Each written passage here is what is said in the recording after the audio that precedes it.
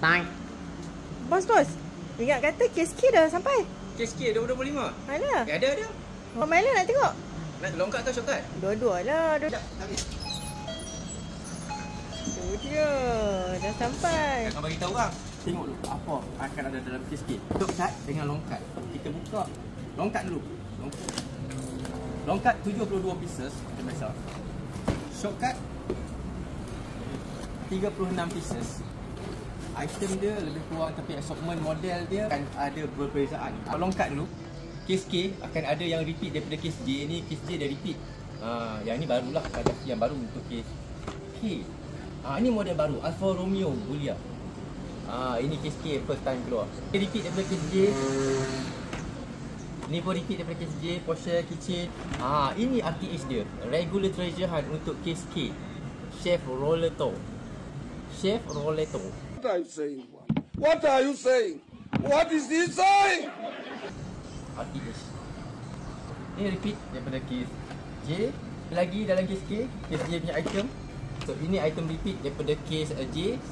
Ini item yang baru, Dodge Coronet Super B. Hero. Macam Mini. Ini nampak ada logo Mini. Nampak ada logo Mini tu. Ini saya rasa dia ambil daripada model Mini Cooper lah. Porsche 2 biji, Porsche keychain 2 biji. Yang ni dia repeat daripada case J tapi still okay.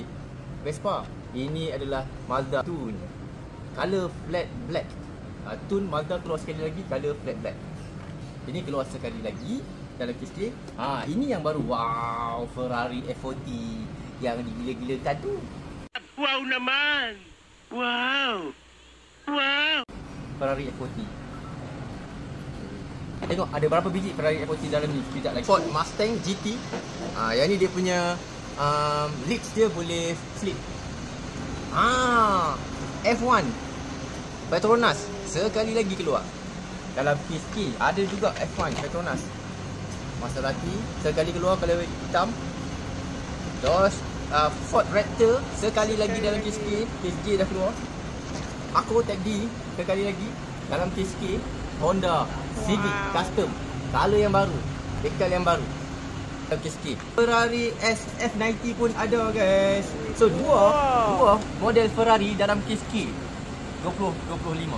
Tapi dia punya kuantiti tak tahu berapa. Tengok ada satu ke ada dua. So seterusnya Mercedes Benz 560. Ni keluar case J, case K pun keluar sekali lagi. Volkswagen T3 Custom, color baru. Sebelum ni pernah keluar color gold kan. Ni color putih. Dalam case K ada Batman. Ini color baru dalam case K keluar. Yang ni dia repeat daripada case J. Ni Audi 90 Quattro, color baru dalam case K. Level 1 sudah settle. Kita pergi ke level seterusnya, level 2. Ada 2 biji. 2 biji ni Land Rover. Wow. Corvette pun ada 2 biji Gazelle. Land Rover Defender 90. Ini color baru. Color baru untuk case K dia keluar color ni. Ferrari ni 2 biji baik. Ferrari ni 2 biji juga. Seterusnya sepatutnya kalau kita bernasib baik, yang ini akan jadi dia punya super treasure hunt. Tapi kali ni tengok dia biasa punya decal kan. Ini bukan super treasure hunt lah. Nasib tak menyebelahi kita untuk case ni. Lotus sekali lagi repeat. Raptor 2 biji. Raptor lagi jadi. Betul. Raptor 2 biji. 2 biji. Wow. Gordon keluar sekali lagi, Gordon. Repeat juga. Yang ni Moon Eye ni daripada case J. Ini ada 2 biji. Ada 2 biji. Ini dia. Civic DF 90, color baru. Keluar case K, color hijau. Fantasi je. Fantasi tak banyak lah dalam case K kali ni. Alfa Romeo 2 biji.